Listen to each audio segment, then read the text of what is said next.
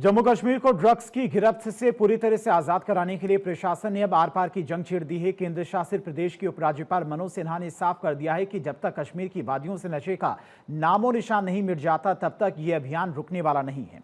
सोमवार को कुलगाम में एक जनसभा को संबोधित करते हुए एलजी सिन्हा ने नशा तस्करों के खिलाफ उठाए जा रहे बड़े और कड़े कदमों का ब्यौरा लोगों के सामने रखा। उन्होंने कहा कि सरकार ने एंटी नारकोटिक्स अभियान को बेहद तेज कर दिया है। ड्रग्स के कारोबार में शामिल बड़ी मछलियों से लेकर गलियों में नशा बेचने वाले पैडलर्स तक पर शिकंजा कसा जा रहा है। आवाम के हर परिवार का आज एक ही संकल्प है कि अपने गांव, अपने शहर को हमें नशा मुक्त बनाना है। 51 दिन पहले हमने बदलाव की एक चिंगारी जलाने का प्रयास किया और आज मैं मानता हूं कि अगर आवाम एकजुट हो जाए तो छोटी चिंगारी भी किसी भी इलाके की, किसी भी क्षेत्र की तकदीर बदल सकती है। जम्मू कश्मीर में आवाम की शिरकत से आज मैं कह सकता हूं वह चिंगारी उम्मीद, हिम्मत और दृढ़ता की प्रचंड लौ बन चुकी है।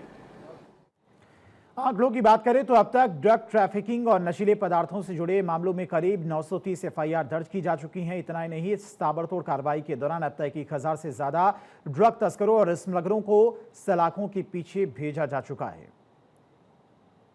जो भी हमारे एलजी साहब ने जो स्टेप उठाया, ये तो बहुत क्या कहे, हमारे पास जुबान नहीं है इस कहने के लिए।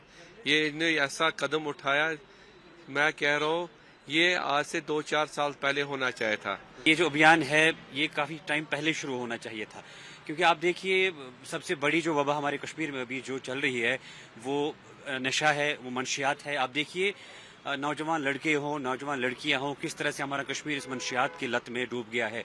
अब देखिए, अब एक फर्द आप वो ड्रग्स कर रहा है, लेकिन उससे उस फर्द पे खाली असर नहीं पड़ता है, उससे पूरी सोसाइटी पे असर पड़ता है, उसके पूरे खानदान पे असर पड़ता है। इसके जो इनडायरेक्टली असरात है वो बहुत सारे होते हैं, लेकिन हमें उस लूप होल को देखना है, उस लूप होल को ढूंढना है जहां से ये चीजें आ रही है और जिस लूप होल को बंद करने से ऑटोमेटिकली हमारा समाज इससे बच सकता है। एक ग्रेट इनिशिएटिव है by LG of UT of Jammu and Kashmir Shri Manoj Sinha ji ने, जो पद यात्रा पहले जम्मू में लॉन्च की गई थी, तो इसका इम्पैक्ट हमें अब निजी लेवल पर नजर आ रहा है, चाहे गांवों की बात करें, चाहे टाउनों की बात करें। आखिर में उपराज्यपाल मनोज सिन्हा ने कश्मीर के युवाओं से एक भावुक और दमदार अपील की। उन्होंने युवाओं से नशे की लत से दूर रहने और एक सेहतमंद, खुशहाल और समृद्ध समाज बनाने में अपना योगदान देने के लिए कहा।